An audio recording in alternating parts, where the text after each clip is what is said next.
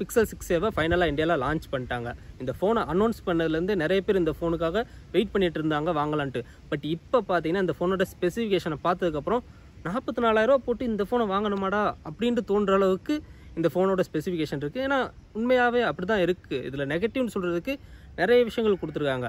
6.1 inch தான் screen size, அதுவும் வெறும் 60 ஹெர்ட்ஸ் தான் ரெஃப்ரெஷ் ரேட்டு, ரொம்பவே ஸ்லோவான in display fingerprint scanner, display கொஞ்சம் பெசில்ஸோட வெறும் Gorilla Glass 3 தான் ப்ரொடெக்ஷனுக்கு கொடுத்துருக்காங்க. பேக்கில் வந்து 2 கேமரா தான், அதுவும் செல்ஃபி கேமரா பார்த்தீங்கன்னா வெறும் 8 மெகா பிக்சல் தான் கொடுத்துருக்காங்க.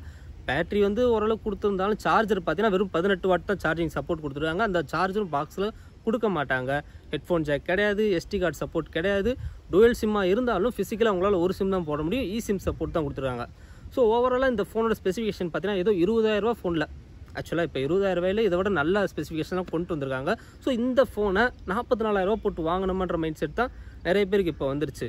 அப்படின்னா பாசிட்டிவ்னு சொல்கிறதுக்கு இந்த ஃபோனில் எதுவுமே இல்லையான்னு கேட்டிங்கன்னா, ரெண்டு விஷயம் கொடுத்துருக்காங்க. அதில் ஃபஸ்ட்டு வந்து கேமராஸ். பேக்கில் பார்த்தீங்கன்னா 2 கேமரா தான் கொடுத்துருக்காங்க. மெயின் கேமரா வந்து 12.2 மெகா பிக்சல் f1.7 அப்பச்சர் சைஸில் கொடுத்துருக்காங்க. என்னடா வெறும் 12 மெகா பிக்சல் தான் இந்த காலத்தில் அப்படின்னு நீங்கள் கேட்க வேணாம். இது வந்து லாஸ்ட் இயர் லான்ச் ஆனால் Pixel 5 அந்த ஃப்ளாக்ஷிப் ஃபோனில் இருக்க சேம் சென்சார்.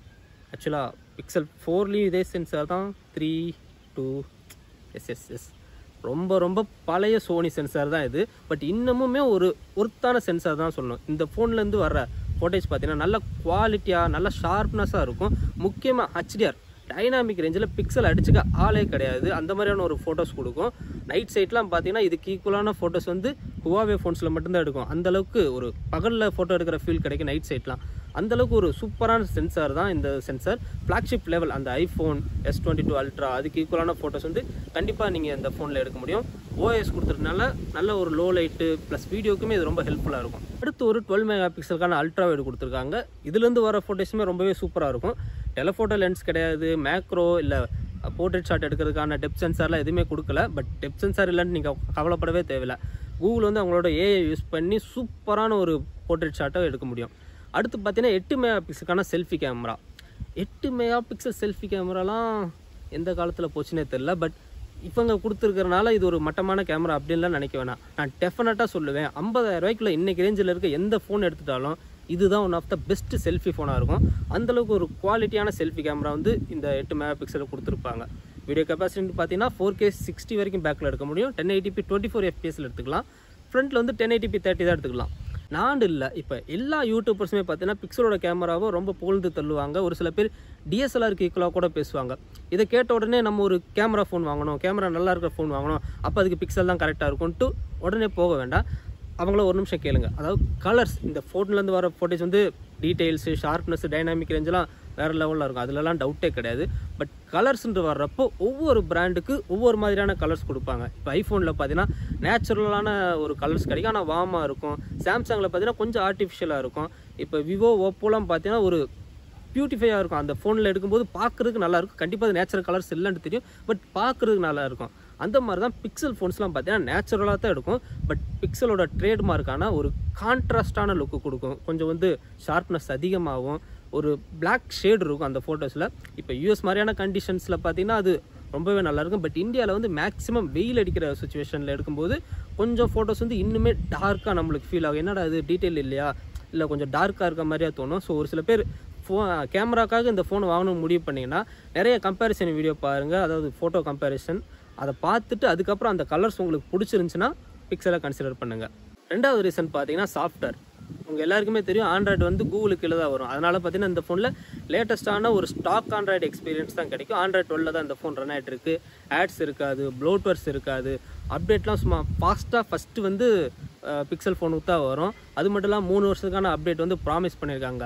இந்த மாதிரியான ஃபீச்சர்ஸ்லாம் சாஃப்ட்வேரில் கொடுப்பாங்க. பட் இது வந்து ஒரு மோட்டோவோட ஃபோன்லேயே நம்ம இந்த சாஃப்ட்வேர் எக்ஸ்பீரியன்ஸை வந்து ஃபீல் பண்ண முடியும். அப்படி இல்லாமல் பிக்சலுக்குன்னு ஒரு யூனிக்கான ஒரு சில ஃபீச்சர்ஸ்லாம் கொடுத்துருப்பாங்க. கூகுள் அசிஸ்டன்ட் வந்து இன்னுமே ஸ்மார்ட்டாக ஒர்க் பண்ணும். வாய்ஸ் டைப்பிங் வந்து ரொம்பவே பர்ஃபெக்டாக இருக்கும். அதோட ஃபோட்டோ எடுத்ததுக்கப்புறம் மேஜிக் எரேசர், பேக்ரவுண்டில் இருக்க ஆப்ஜெக்ட்லாம் கிளியர் பண்ணலாம். HDR வந்து அட்ஜஸ்ட் பண்ணிக்கலாம். அதுவும் இல்லாமல் என்னோடய ஃபேவரட் வந்து லைவ் கேப்ஷன். வீடியோஸ் போயிட்டு இருக்கும்போது சப்டைட்டில் வந்து அதுவே கொடுக்கும். அந்த மாதிரியான ஃபீச்சர்ஸ்லாம் பார்த்தீங்கன்னா பிக்சலுக்குன்னு ஒரு யூனிக்னஸை கொடுக்கும். ரொம்பவே யூஸ்ஃபுல்லான ஃபீச்சருமே கூட. பர்ஃபார்மன்ஸ்னு பார்த்தீங்கன்னா இந்த ஃபோனில் பார்த்தீங்கன்னா கூகுளோட 10 ப்ராசஸர் கொடுத்துருக்காங்க. இது பார்த்தீங்கன்னா க்ளோஸ் டு ஸ்னாப்ட்ராகன் 888க்கு ஈக்குவலான பவர்ஃபுல் கொடுக்கும். ஜிபியூவில் பார்த்தீங்கன்னா 888ஓடவே பர்ஃபார்ம் பண்ணும். ஸோ கூகுளோட ப்ராசஸர், கூகுளோட சாஃப்ட்வேருக்கு ஆப்டிமைசேஷன் பண்ணியிருக்கனால பர்ஃபார்மன்ஸ் இந்த ஃபோனில் எந்த ஒரு கவலையுமே இல்லை. மேபி அந்த ஹை ரெஃப்ரெஷ் ரேட் இல்லாதனால கேமிங்க்கு ஒரு மாதிரியாக இருக்குமே தவிர மற்றபடி கேமிங்காக இருந்தாலும் சரி, எடிட்டிங், மல்டி டாஸ்கிங் எல்லாத்தையுமே இந்த ஃபோன் ஈஸியாகவே ஹேண்டில் பண்ணும். LPDDR5 RAM கொடுத்துருக்காங்க. UFS 3.1 ஸ்டோரேஜ் டைப் கொடுத்தனால பர்ஃபார்மன்ஸ் இந்த ஃபோனில் ரொம்பவே நல்லாயிருக்கும். ஸோ பாசிட்டிவ்னு பார்த்தீங்கன்னா இந்த ஃபோனில் இவ்வளோ தான் இருக்குது. இதுக்கு 44,000 கண்டிப்பாக அதிகம் தான், நானே ஒத்துக்கிறேன். பட் இது எல்லாத்தையும் தாண்டி பாசிட்டிவ் நெகட்டிவ்லாம் தாண்டி நமக்கு எது தேவை அப்படின்ற ஒரு விஷயம் இருக்குல்ல. இப்போ 6.1ன்றது ஒரு சின்ன சைஸ் தான். ஆனால் ட்ரஸ்ட் மீ, நான் வந்து ஒரு வருஷமாக iPhone 11 யூஸ் பண்ணிட்டு இருக்கேன். அதுலேயுமே 6.1 தான். அது வந்து சின்ன ஃபோனாகவே எனக்கு ஃபீல் பண்ணதில்லை. அதுவே மேக்ஸிமம் போதும் எல்லாருக்குமே. அதுவே ஒரு நல்ல ஒரு காம்பேக்டான சைஸ். மேபி இந்த ஃபோன் வந்து வெயிட்டும் கம்மியாக இருக்கனால ரொம்பவே காம்பேக்டாக ஒரு நல்ல ஃபீல் குட் ஃபோனாக தான் இருக்கும். அது மட்டும் இல்லாமல் OLED டிஸ்பிளே தான் கொடுத்துருக்காங்க. கலர்ஸ் வந்து நல்லா இருக்கும். பேட்டரி லைஃப் பார்த்தீங்கன்னா 4410 mAh கொடுத்துருக்காங்க. 60 Hz தான் ரெஃப்ரெஷ் ரேட். ஸோ ஒரு நாள் வரைக்கும் இந்த பேட்டரி வந்து ப்ராப்ளம் இல்லாமல் வந்துடும். அது மட்டும் இல்லாமல் அடிஷ்னலாக IP67 water and dust resistance கொடுத்துருக்காங்க. எக்கச்சக்கமான 5G பேண்ட் சப்போர்ட் பண்ணும். Bluetooth 5.2, NFC, Wi-Fi 6 எல்லா சென்சாருமே கொடுத்துருக்காங்க. ஸோ இதெல்லாம் வச்சு பார்க்கும்போது ஃபோன் வந்து ஓகேன்னு தோணுதில்ல. ஓகே, ஃபைனல் கன்க்ளூஷன் வரும். இந்த ஃபோன் வாங்கலாமா வேணாமா, யாருக்கு இது செட் ஆகிட்டு பார்ப்போம். நான் ஆல்ரெடி சொன்ன மாதிரி ஒரே ஒரு வேரியன்ட் தான் இருக்குது. 6GB RAM 128GB ப்ரைஸிங் வந்து 44,000 ஃப்ளிப்கார்ட்டில் கொடுத்துருக்காங்க. ப்ரீ புக்கிங்கில் போயிட்டுருக்கு. மேபி உங்ககிட்ட ஃப்ளிப்கார்ட்டோட Axis bank credit card use பண்ணிங்கன்னா 37,000 வாங்கலாம். 37,000 இந்த ஃபோன் வாங்கலாமா ப்ரோ அப்படின்னு கேட்டிங்கன்னா, நான் சொல்கிறது ஒன்று மட்டும் மைண்டில் வச்சுக்கோங்க. இது ஒரு கேமிங் ஃபோன் கிடையாது. இது ஒரு அப்பர் மிட்ரேஞ்ச் ஃபோனும் கிடையாது. இது ஒரு ஆல்ரவுண்டர் ஃபோனும் கிடையாது. இது கேமரா ஃபோன்.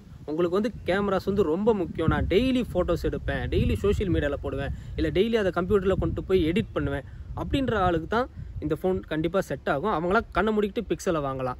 நான் எதுக்காக சொல்கிறேன்னா, உங்கள்கிட்ட காசு இருக்குது, 44,000 போட்டு இந்த ஃபோன் வாங்கிட்டாலுமே கேமராஸ் உங்களுக்கு அந்தளவுக்கு யூஸ் பண்ணாத ஆளாக இருந்தீங்கன்னா 44,000 வேறு ஃபோன் வாங்கியிருக்கலாமோ, அவசரப்பட்டு இந்த ஃபோன் வாங்கிட்டோமோ அப்படின்ற தாட் வந்து கண்டிப்பாக வரும். நான் அதனால தான் சொல்கிறேன், கேமராஸ் உங்களுக்கு ரொம்பவே இம்பார்ட்டண்ட்டாக கண்டிப்பாக பிக்சல் பக்கம் போங்க. மேபி உங்களுக்கு கேமராஸ் ரொம்ப இம்பார்ட்டன்ட், பட் 44,000 ப்ரைஸ் கொஞ்சம் அதிகமாக இருக்குதுன்னு நினச்சிங்கன்னா, அமேசானில் வந்து பிக்சல் 4a 5Gலாம் இன்னும் அவைலபிளாக இருக்குது. அது வந்து ஒரு 30,000 அந்த ரேஞ்சுக்கு வரும். ஆஃபரில் வந்து இன்னுமே கூட கம்மியாக கிடைக்கும்.